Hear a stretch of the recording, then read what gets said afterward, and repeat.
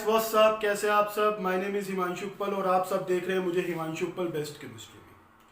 आज का जो लेक्चर है, आज का लेक्चर हमारा क्लास 11th का सेकंड लेक्चर है स्ट्रक्चर ऑफ एटम का, जिसमें आज हम बात करेंगे डिस्कवरी ऑफ प्रोटॉन के बारे में, डिस्कवरी ऑफ न्यूट्रॉन्स के बारे में। तो स्टार्ट करते हैं। देखिए लास्ट क्लास हमने डिस्कस किया था कैथोड रेज एक्सपेरिमेंट। क्या डिस्कस किया था? Cathode rays experiment. आज हम बात करेंगे डिस्कवरी ऑफ प्रोटॉन। प्रोटॉन की डिस्कवरी कि प्रोटॉन की कैसे हुई थी डिस्कवरी। प्रोटॉन की जो डिस्कवरी की थी ऑन पेपर वो करी थी ई गोल्डस्टीन ने। ई गोल्डस्टीन ने की थी। किसने की थी? ई गोल्डस्टीन ने। वही सेम एक्सपेरिमेंट था। इन्होंने एक डिस्चार्ज ट्यूब ली, ठीक है, वैक्यूम लगाया, ठीक है, और एक तरफ कैथोड और दूसरी तरफ परफोरेटेड एनोड। सॉरी, इस बार क्या किया था? Perforated cathode. इन्होंने क्या किया था? परफोरेटेड कैथोड लगाई थी और दूसरी तरफ क्या लगाई थी? एनोड लगाई थी, ठीक है, इस तरीके से। और दोनों को हाई वोल्टेज बैटरी से कनेक्ट कर दिया था।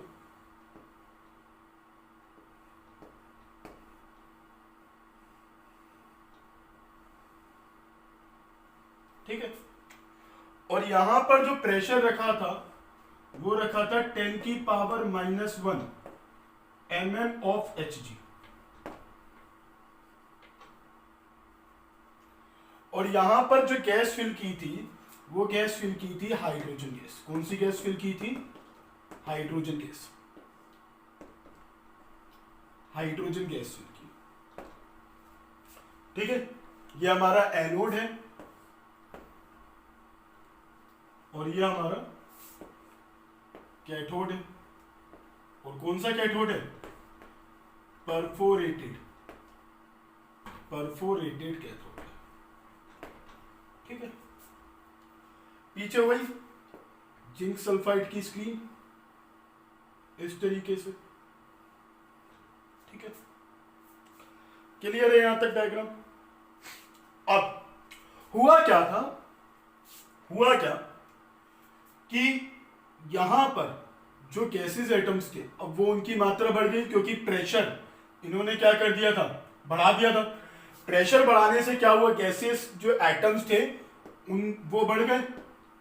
तो अब क्या कर रहा है? यहां पर ये नेगेटिव चार्ज है। नेगेटिव चार्ज पोटेंशियल क्या करेगा? इलेक्ट्रॉन को निकालेगा अपने अंदर से।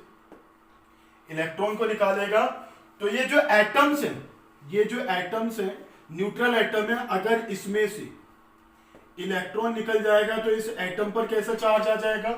पॉजिटिव। और क्या निकल जाएगा? इलेक्ट्रॉन निकल जाएगा। अब हमें पता है हाइड्रोजन के पास एक प्रोटॉन होता है और एक ही इलेक्ट्रॉन होता है। एक प्रोटॉन होता है और एक ही इलेक्ट्रॉन होता है। अगर वो एक इलेक्ट्रॉन निकल गया तो इसके पास केवल क्या बचेगा? एक प्रोटॉन बचेगा। यानी कि हाइड्रोजन के ऊपर कैसा चार्ज आ जाएगा? पॉजिटिव। और जितने भी हाइड्रोजन एटम जो पॉजिटिव चार्ज हो गए थे, पॉजिटिवली चार्ज हाइड्रोजन एटम किस तरफ मूव करने लगे? इस नेगेटिव प्लेट की तरफ। पॉजिटिव चार्ज हाइड्रोजन एटम किस तरफ मूव करने लगे? इस नेगेटिव प्लेट की तरफ। और जब ये निकल रहे थे तो इन्हें ऐसा लग रहा था, ये जब इधर से पास हो रहे थे, यानी कि एनोड से ये कैथोड की तरफ जब आ रहे थे, तो इन्हें ऐसा लग रहा था कि ये किसी कैनल में से पास हो रहे हैं। किस में से पास हो रहे हैं? किसी कैनल में से पास हो रहे हैं। तो इसी वजह से एनोड रेस को इन्होंने नाम क्या दिया? Canal rays. तो इसलिए एनोड रेस को क्या नाम दिया? Canal rays.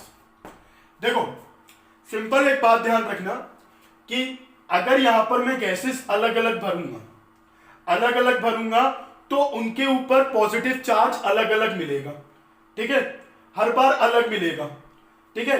तो हम लोग क्या करते हैं, इसमें सबसे लाइटर गैस भरते हैं जो कि हमारी क्या है? हाइड्रोजन। ठीक है, हाइड्रोजन के केस में ही हम लोग ये बोल सकते हैं जो कैटायन होगा वो एक प्रोटॉन चार्ज पार्टिकल के बराबर है। ये सेम एक्सपेरिमेंट कैथोड रेस की तरह है, बस देखो इसमें इलेक्ट्रॉन निकले तो एटम के ऊपर पॉजिटिव चार्ज आया, पॉजिटिव चार्ज मूव किस तरफ कर रहा है, इस नेगेटिव चार्ज प्लेट की तरफ, और नेगेटिव चार्ज प्लेट की तरफ कर रहा है, तो इसे ऐसा लग रहा है परफोरेटेड कैथोड में से पास होने पर कि ये किसी कैनल में से पास हो रहा है, तो इसी वजह से इन्हें क्या बोला जा रहा है, कैनाल रेस बोला जा रहा है। फिर वही सेम एक्सपेरिमेंट कि क्या कहते हैं, पैडल व्हील लगाया घूमने लग गया, तो इससे ये पता चला कि they are made up of material particle, they travel in straight line, ठीक है। और एनोड रेस एग्जैक्टली जो थी वो हमारी प्रोटॉन नहीं थी, एनोड रेस जो थी वो हमारी प्रोटॉन नहीं थी। Anode rays in case of hydrogen gas, anode rays के in case of hydrogen gas anode rays are made up of proton, क्योंकि हाइड्रोजन के ऊपर एक प्रोटॉन होता है और एक इलेक्ट्रॉन होता है, न्यूट्रॉन तो होता नहीं। अगर एक इलेक्ट्रॉन निकल जाएगा तो हाइड्रोजन के पास केवल क्या बचेगा, एक प्रोटॉन। तभी उस केस में, हाइड्रोजन के केस में ही हम बोल सकते हैं एनोड रेस जो होती है वो हाइड्रोजन के केस में हम बोल सकते हैं कि एनोड जो है वो हमारा प्रोटॉन की तरह काम करेगा, ठीक है। तो यहीं पे वही सारी प्रॉपर्टीज सेम रिपीट होती है। पहली, they travel in straight line,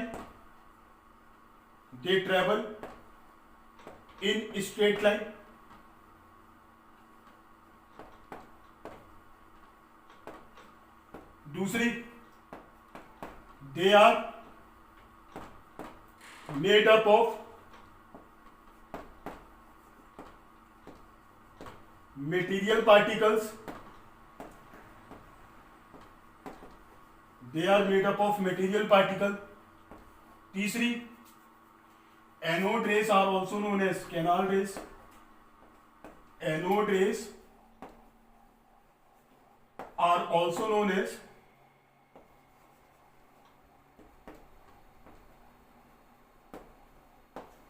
canal rays। Anode rays को हम लोग क्या बोलेंगे, canal rays. They are positively charged,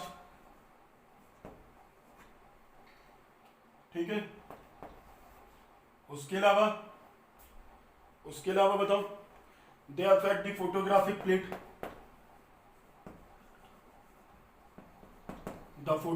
plate,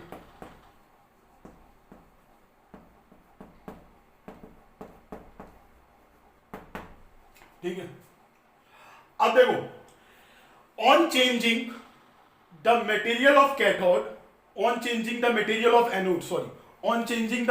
of anode and gas, on changing the material of anode and gas, charge मास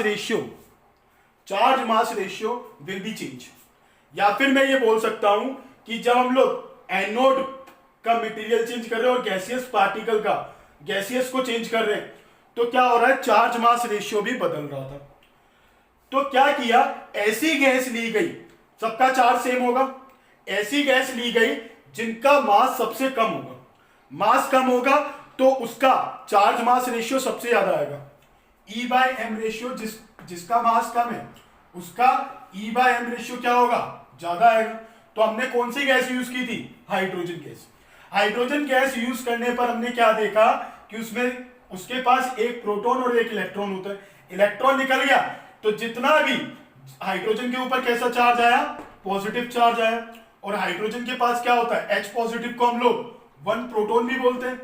तो यानी कि इन केस ऑफ हाइड्रोजन के case में हम एनोड रेस को हम क्या बोल सकते हैं, प्रोटॉन्स बोल सकते हैं, ठीक है। तो E/m रेशियो इसका हमने कैलकुलेट कर लिया था, कितना था, 9.57 इंटू 10 की पावर 7 गुलाम पर कीजिए।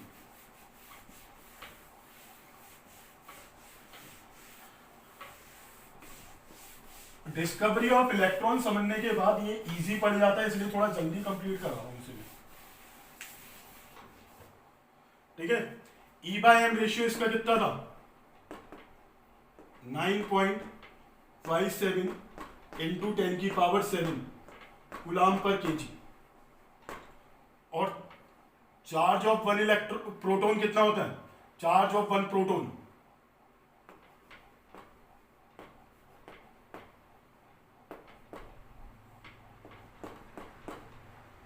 1.6 इंटू 10 की पावर -19 कूलाम। तो मास कितना आ जाएगा? Mass of proton P upon P by M करेंगे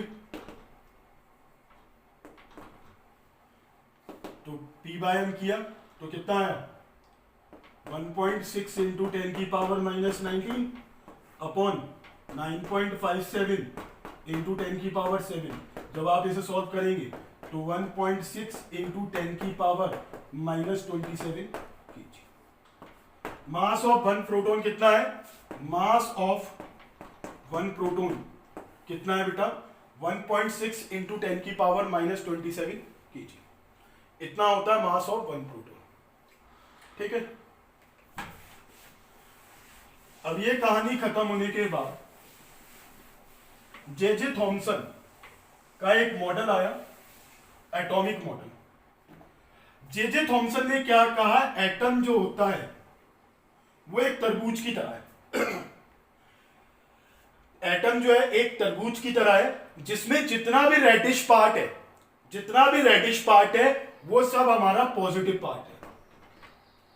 जितना भी रेडिश पार्ट है वो सब हमारा पॉजिटिव पार्ट है, और जो उसके बीच में बीज रखे हुए होते हैं, ठीक है, वो हमारे क्या है? इलेक्ट्रॉन्स है। वो सब हमारे क्या है? इलेक्ट्रॉन्स है। यानी कि उसने क्या किया? According to Thomson, an atom consist a uniform sphere of positive charge and electrons are embedded in it. यानी कि थॉमसन के अकॉर्डिंग, थॉमसन के इस मॉडल को हम लोग पल्म पुडिंग मॉडल भी बोल सकते हैं, पल्म पुडिंग मॉडल भी बोल सकते हैं, या फिर वाटरमेलन मॉडल भी बोल सकते हैं। ठीक है, पल्म पुडिंग या वाटरमेलन। यानी कि क्या देखा गया? उसने क्या कहा कि जो एटम जो होता है, एटम एक पूरा यूनिफॉर्म पॉजिटिव चार्ज स्फीयर है, जिसके अंदर इलेक्ट्रॉन जो है बीच बीच में कहीं रखे हुए हैं। ठीक है, जिसमें बीच बीच में कहीं इलेक्ट्रॉन रखे हुए हैं। तो यानी कि जो यूनिफॉर्म पॉजिटिव स्फीयर है वो हमारा क्या है? एटम, और उसके बीच में electrons are embedded in it. According to Thomson, ये थॉमसन का मॉडल था, थॉमसन मॉडल ऑफ एटम। अब थॉमसन के अकॉर्डिंग क्या था? According to Thompson,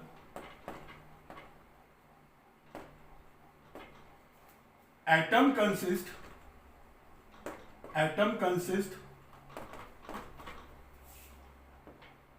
a uniform positive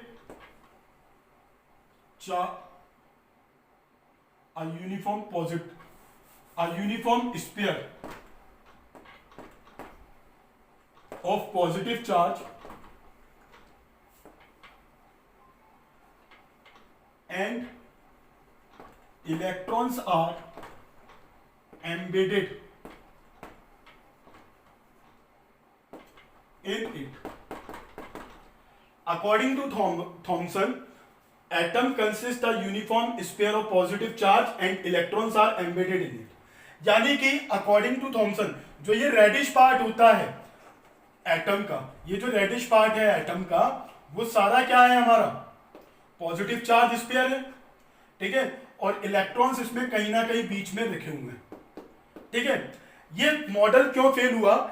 जब आगे चल के प्रॉपर्टीज को स्टडी किया गया, तो प्रॉपर्टीज में सबसे पहली बात ये देखी गई कि इलेक्ट्रॉन जो होते हैं वो लगातार मूवमेंट करते रहते हैं, इलेक्ट्रॉन मूवमेंट करते रहते हैं। जबकि थॉमसन का मॉडल कैसा था? स्टैटिक मॉडल था।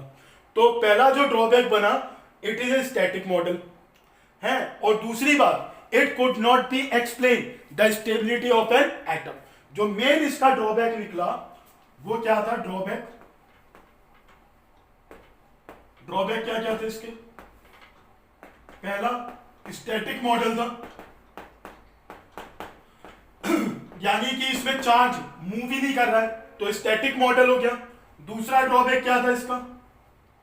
दूसरा, it could not be explain, it could not be explain the stability of an atom.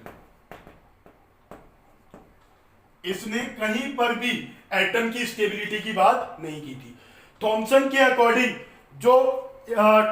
According atom जो होता है एक यूनिफॉर्म स्फीयर होता है जिसमें पॉजिटिव चार्ज होता है, ठीक है, और इलेक्ट्रॉन्स उसमें बीच बीच में कहीं ना कहीं पड़े होते हैं, ठीक है। जैसे हम लोग खीर देखते हैं तो खीर में क्या होता है? खीर में जो दूध है वो क्या है? एक तरीके का दूध जो है वो हमारा पॉजिटिव चार्ज है, और उसमें काजू, बादाम, किशमिश, चावल, ये क्या है? हमारे इलेक्ट्रॉन्स है जो उसमें कहीं ना कहीं पड़े हुए हैं, ठीक है। इसी वजह से इसे पल्प पुडिंग मॉडल और वाटरमेलन मॉडल भी बोला जाता है। Thomson model are also known as watermelon model. इस बात को फटाफट नोट करिए। तो इनके एक स्टूडेंट थे जिनका नाम था रदरफोर्ड, ठीक है। अब रदरफोर्ड इनके स्टूडेंट थे, तो वो इस बात को प्रूफ करने में लग गए कि भैया जो थॉमसन का मॉडल है वो सही है, और इसमें जो चार्जेस है या इलेक्ट्रॉन है वो मूवमेंट करते हैं। तो जब उन्होंने एक एक्सपेरिमेंट किया था, उन्होंने क्या किया? एक ब्लॉक ऑफ लेड लिया,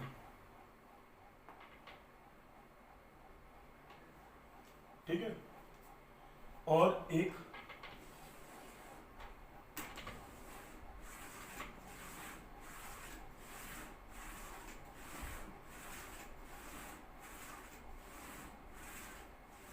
जिंक सल्फाइड की स्क्रीन ली, ZnS स्क्रीन ली, एक गोल्ड फॉइल रखी बीच में, ठीक है, और यहां पर रखा हीलियम पार्टिकल। हीलियम रखा, हीलियम पे 2 प्रोटॉन का चार्ज होता है, यानी कि हीलियम जो होता है वो क्या निकालता है अपने अंदर से? Alpha particles. क्या निकालता है? अल्फा पार्टिकल्स निकालता है। ये एक पूरी टीम थी जिसमें मैडम क्यूरी भी थी, ठीक है, पेरी क्यूरी भी थी, रदरफोर्ड थे, ठीक है, हेनरी बैक्यूरेल भी थे। तो एग्जैक्टली इनकी बहुत बड़ी कंपनी थी जो रेडियो एक्टिविटी पे काम कर रही थी, ठीक है, और इन्हें अल्फा पार्टिकल्स, बीटा पार्टिकल, इनकी प्रॉपर्टीज के बारे में पता था कि अल्फा पार्टिकल जो होते हैं उन पे कैसा चार्ज होता है? पॉजिटिव चार्ज होता है, और हाईली पॉजिटिव चार्ज होता है, यानी कि एक अल्फा पार्टिकल के ऊपर 2 प्रोटॉन का चार्ज होता है, ठीक है। बहुत बड़े आदमी थे, ठीक है। इन्होंने क्या किया? इन्होंने ब्लॉक ऑफ लेड में हीलियम एटम रखा और उसकी बम्बार्डमेंट करवाना शुरू किया। बम्बार्डमेंट करवाई तो कुछ रेज निकल रही थी, और वो रेज किसकी थी? अल्फा पार्टिकल की रेज थी। किसकी थी? अल्फा पार्टिकल्स की रेज थी। अल्फा पार्टिकल की रेज थी। जब ये गोल्ड फॉइल में से पास हो गई, कुछ रेज तो पास होगी इस तरीके से, most of the alpha particle pass through the gold foil, few alpha particles deflect small angles, few alpha particle deflect small angles, large angles, and 10,000 out of 1 bounce back. यानी कि most of the alpha particle pass through the gold foil. जो alpha particles की जो race थी वो सारी की सारी पास हो गई, गोल्ड फॉइल में से पास हो गई। Few alpha particle deflect small angles, large angles, और 10,000 आउट ऑफ 1 बाउंस बैक। अगर इन्होंने सोचा कि अगर थॉमसन का मॉडल सही होता तो थॉमसन में तो पॉजिटिव चार्ज हर तरफ फैला हुआ था, तो जब ये अल्फा पार्टिकल जब उस पॉजिटिव चार्ज पे पड़ते तो हल्का बहुत तो ये डिफ्लेक्शन दिखाते, लेकिन ये क्या हो रहा था, ये सीधी निकल रही थी। ज्यादातर अल्फा रेस 90% अल्फा रेस सीधी निकल रही थी। तो इसका मतलब पॉजिटिव हर तरफ फैला हुआ नहीं है एटम के अंदर, ये कहीं ना कहीं किसी ना किसी बीच में पड़ा हुआ है, एक heavy positively charge body atom के बीच में, जिसकी वजह से जब ये अल्फा पार्टिकल डायरेक्टली उस पर टकरा रहे हैं तो उसी की वजह से ये वापस लौट रहे हैं। मतलब उसने क्या ऑब्जर्व किया कि ये गोल्ड फॉइल के एटम से, गोल्ड एटम है इस तरीके से, गोल्ड एटम से, और जो रेस अल्फा रेस सीधी निकल रही है, ऐसे निकल रही है।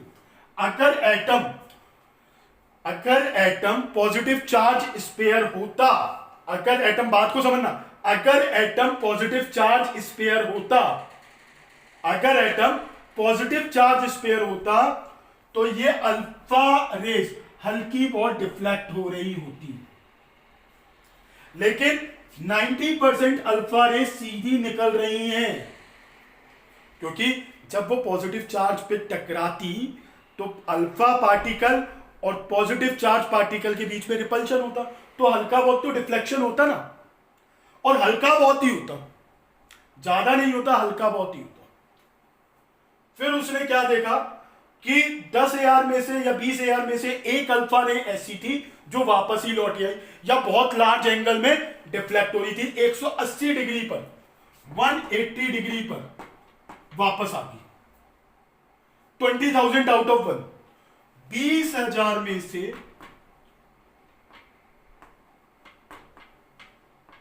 एक अल्फा रे ऐसी थी जो 180 डिग्री पर वापस आ रही थी। अब उन्होंने क्या कहा, उन्होंने कहा कि पॉजिटिव चार्ज एटम में चारों तरफ नहीं फैला हुआ, वो कहीं ना कहीं इस बॉडी के बीचों बीच रखा हुआ है,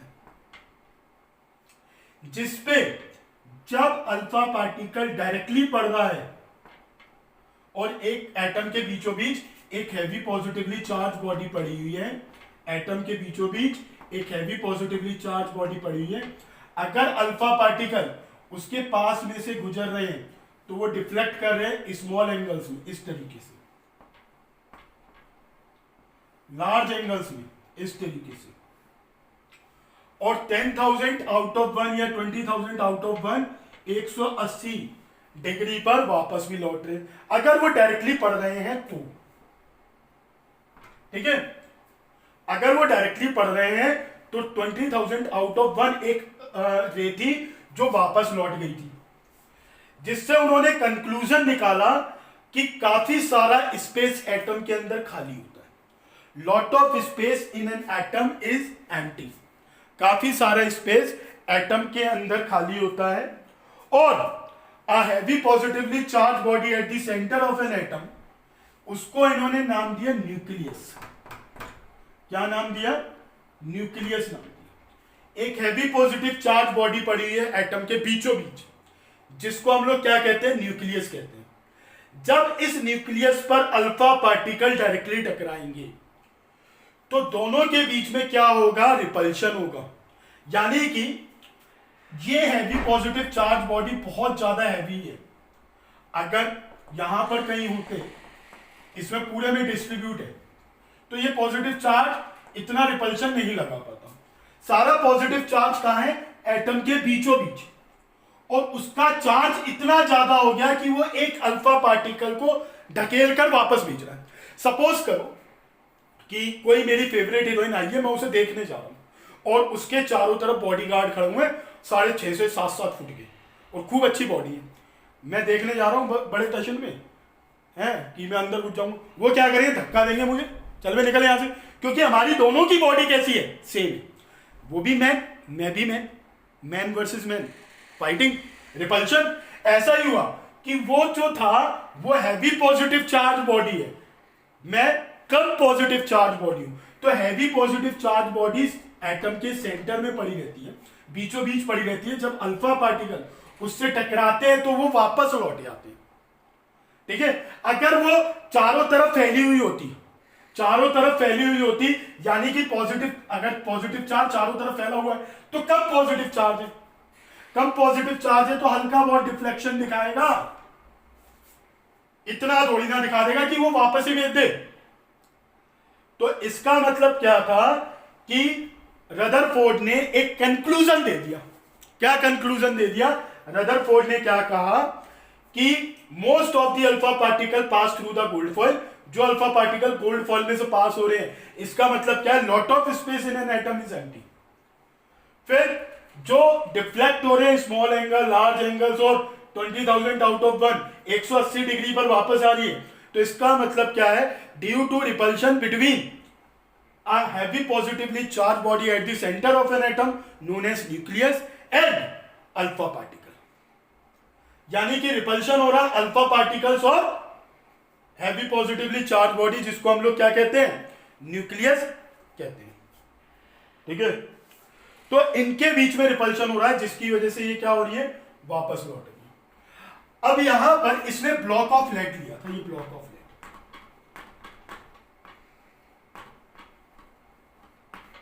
ब्लॉक ऑफ लाइट यूज करने का केवल रीजन क्या था कि जब हीलियम एटम की बम्बार्डमेंट होगी तो उसकी रेस फैलेंगी नहीं, वो कैसी आएंगी? सीधी जाएंगी। कैसी आएंगी? सीधी जाएंगी। ब्लॉक ऑफ लाइट यूज करने का स्लिट भी लगा दी थी इसने, स्लिट भी लगा दी थी ताकि रेस इधर उधर बिखरे नहीं, वो सीधी जाए और डायरेक्टली जाकर किस पे टकराए? गोल्ड फॉइल पर। अच्छा, अब यहां पर एक क्वेश्चन बनता है कि उसने गोल्ड फॉइल ही क्यों यूज की थी? सिल्वर फॉइल यूज कर सकता था, एल्यूमिनियम फॉइल यूज कर सकता था, क्योंकि गोल्ड फॉइल जो होती है वो हाईली मैलेबल होती है, और दूसरी बात हाईली मैलेबल होती है और उसका एटॉमिक नंबर भी बहुत ज्यादा हाई होता है, highest atomic number. Atomic number ज्यादा होगा तो उसके बाद प्रोटॉन ज्यादा होंगे। ठीक है, और क्या रीजन होगा? जो गोल्ड फॉइल है वो नोबल है, नोबल मेटल है।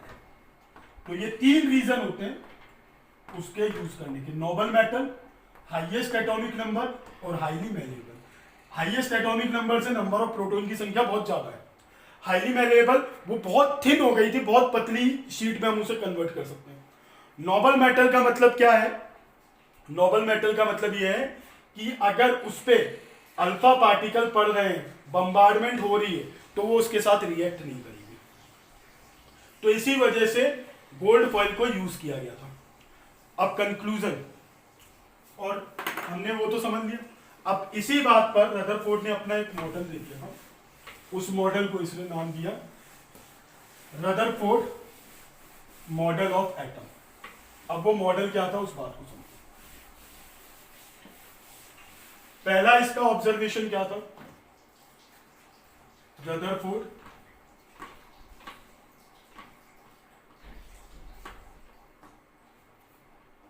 Model of an atom. पहला पॉइंट, लॉट ऑफ स्पेस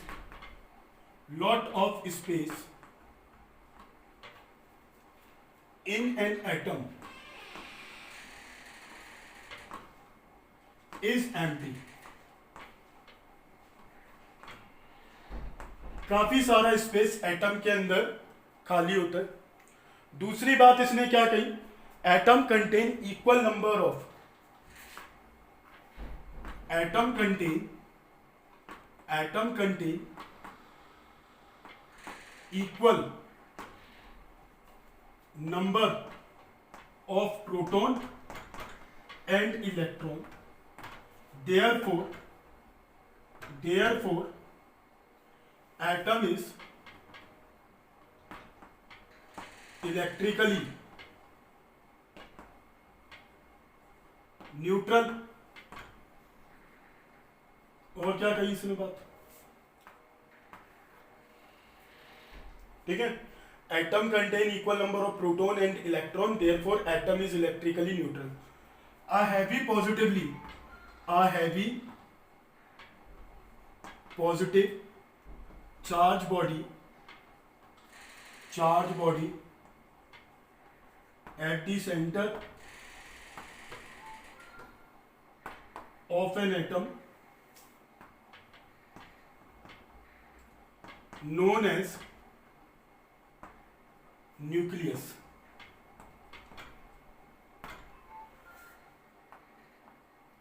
उसके बाद a whole mass of an atom is concentrated by the nucleus.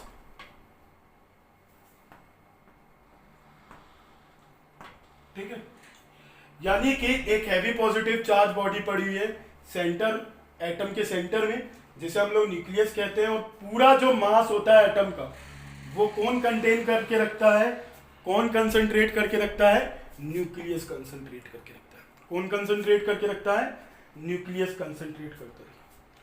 अच्छा, अब क्या था, इसने कहा एक हैवी पॉजिटिव चार्ज बॉडी है जो सेंटर ऑफ एन एटम है, ठीक है, उसे हम लोग न्यूक्लियस कहते हैं, और इलेक्ट्रॉन इसके चारों तरफ एक सर्कुलर पाथ में घूम रहे होते हैं। एक सर्कुलर पाथ में इलेक्ट्रॉन जो होते हैं इसके चारों तरफ एक सर्कुलर पाथ में घूम रहे हैं। इलेक्ट्रॉन जो है इसके चारों तरफ एक सर्कुलर पाथ में घूम रहे हैं, ठीक है। तो electron revolve around the nucleus in a circular path, ठीक है। फिर अब ये घूम किसकी वजह से रहे, अब देखो घूमने का रीजन क्या था।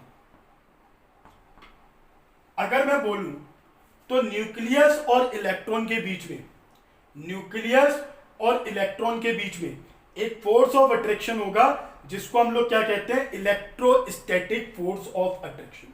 क्या कहते हैं, इलेक्ट्रोस्टैटिक फोर्स ऑफ अट्रैक्शन। अब देखो इस न्यूक्लियस पे कितना चार्ज होगा, एक प्रोटॉन का चार्ज, एक प्रोटॉन का चार्ज कितने के बराबर होता है, ई के बराबर। अब हमें नहीं पता कि इसके अंदर कितने प्रोटॉन्स हैं, अब मान लो 8 भी हो सकते हैं, 10 भी हो सकते हैं, 12 भी हो सकते हैं, तो जेड ई लिख लिया, atomic number into charge of one proton, यही तो होगा, atomic number into charge of one proton. तो न्यूक्लियस का चार्ज पता चल जाएगा हमें, और एक इलेक्ट्रॉन पे चार्ज कितना होता है, ई, ठीक है। कूलॉम्स लॉ के अकॉर्डिंग, कूलॉम्स लॉ के अकॉर्डिंग फोर्स का फॉर्मूला क्या बनेगा, 1/4 pi epsilon naught Q1 Q2 upon R square होता है, यही तो होता है। तो कूलॉम्स लॉ के अकॉर्डिंग इसका फोर्स का फॉर्मूला क्या बनेगा, 1/4 पाई एप्सिलॉन नॉट, Q1 की जगह क्या आ जाएगा, जेडी, और ई जेडी स्क्वायर लिख देता हूं अपॉन आर स्क्वायर। ये बात समझ में आई, ठीक है। अब इसे सर्कुलर मोशन में, न्यूक्लियस के जरिए ये सर्कुलर मोशन में घूम रहा है, तो यानी कि centripetal force is required for circular motion of electron, centripetal force is required for circular motion of electron is provided by the electrostatic force of attraction between nucleus and the outer most electron. यानी कि centripetal force, ये electrostatic force है, sorry ई लिख दिया यहां पर, ठीक है। अब सेंट्रीपिटल फोर्स का फॉर्मूला क्या होगा, mv² अपॉन आर। तो मैं ये बात बोल सकता हूं, centripetal force is required for circular motion of electron is provided by the electrostatic force of attraction between nucleus and the electron. इस पॉइंट को नोट करेंगे। इसका मतलब ये हो गया कि ये दोनों फोर्सेस एक तरीके के बराबर हो गए, ये दोनों फोर्सेस एक तरीके के क्या हो गए, इक्वल हो गए। यानी कि इलेक्ट्रॉन को घूमने के लिए जो सेंट्रीपिटल फोर्स मिल रहा है वो किसके जरिए मिल रहा है, इलेक्ट्रोस्टैटिक फोर्स के वजह से मिल रहा है, ठीक है। तो centripetal force is equal to electrostatic force, centripetal force का mv² upon R is equal to 1/4 pi epsilon naught, ये कांस्टेंट होता है, इसे k मान लेता हूं, k ZE² upon R square. इससे ये कट गया, तो M V square is equal to K Z E square आ जाएगा अपॉन आर आ जाएगा। ठीक है, तो इस पॉइंट को कैसे लिखेंगे, फिफ्थ पॉइंट डाल के लिखना, centripetal force is required for circular motion of electron is provided by the electrostatic force of attraction between nucleus and electron। ठीक है, उसके अलावा क्या होगा,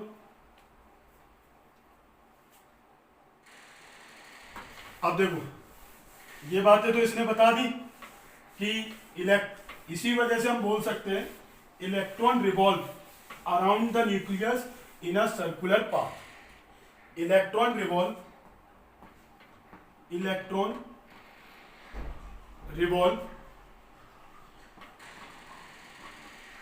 around the nucleus in a circular path।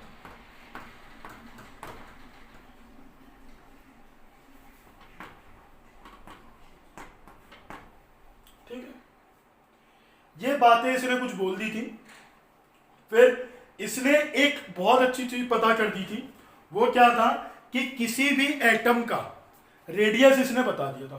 Radius of atom जो होता है, ध्यान रखना ये बात, ये इंपॉर्टेंट है। रेडियस ऑफ एटम जो होता है वो होता है रेडियस ऑफ न्यूक्लियस, उसमें अगर आप 10 की पावर 5 का मल्टीप्लाई करें, यानी कि न्यूक्लियस से करीब 10 की पावर 5 यानी कि 1 मिलियन एक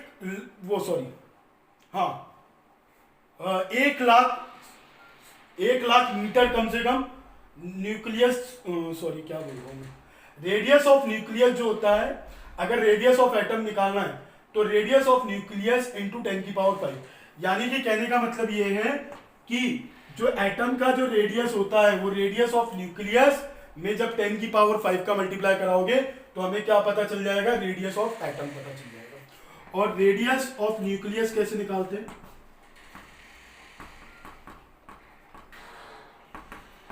R0 इंटू ए की पावर 1/3, ये मास नंबर है हमारा, और R0 की वैल्यू फिक्स होती है 1.2 इंटू 10 की पावर -2। ठीक है, ये मीटर में आता है सब कुछ, ये मीटर में आता है। ठीक है, तो जैसे मुझे कैलकुलेट एक क्वेश्चन करके दिखाते हैं इसमें, फिर उसके बारे में आगे बात करते हैं।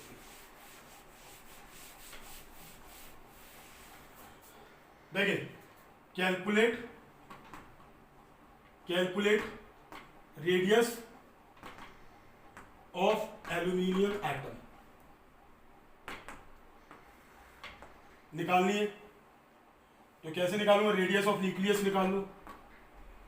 Radius of nucleus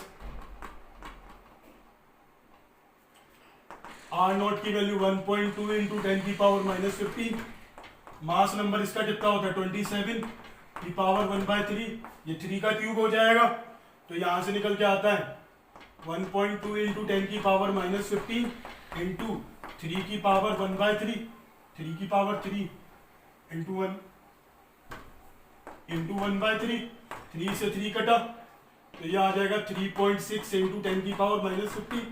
radius of aluminium atom निकालना है, कितना आ जाएगा बताओ, 3.6 इंटू 10 की पावर -15 इंटू 10 की पावर 5, तो ये आ जाएगा 3.6 इंटू 10 की पावर -10 मीटर, ये भी मीटर में। ठीक है, यानी कि 3.6 एंगस्ट्रॉम, 3.6 एंगस्ट्रॉम आ जाता है। रेडियस ऑफ एल्यूमिनियम एटम कितना है 3.6 एंगस्ट्रॉम।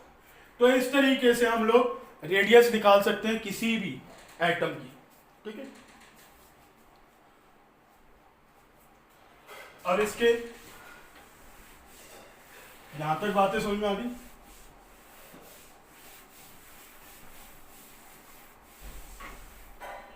फिर अब वही मैक्सवेल ने अपनी एक थ्योरी लाई। थ्योरी क्या थी कि ये जैसे न्यूक्लियस है और इलेक्ट्रॉन इसके चारों तरफ एक सर्कुलर पाथ में घूम रहा है, तो इन दोनों के बीच में इलेक्ट्रोस्टैटिक फोर्स है और ये इससे सेंट्रीपिटल फोर्स प्रोवाइड करता जाएगा, तो ये अपनी ऑर्बिट छोटी करता जाएगा, छोटी करता जाएगा, जिसकी वजह से इलेक्ट्रॉन एटम में, वो इलेक्ट्रॉन न्यूक्लियस में गिर जाएगा, जिसकी वजह से एटम क्या हो जाएगा, कोलैप्स हो जाएगा।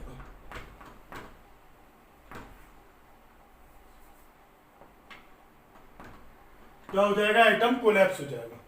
यानी कि एटम डिस्ट्रॉय हो सकता है, पर डाल्टन ये कह के गया था atom can neither be created nor be destroy. तो जिसकी वजह से ये एटम की स्टेबिलिटी को एक्सप्लेन नहीं कर पाया, इसी वजह से इसका मॉडल फेल हो गया। तो पहला ड्रॉबैक क्या था इसका, it could not be explain the stability of an atom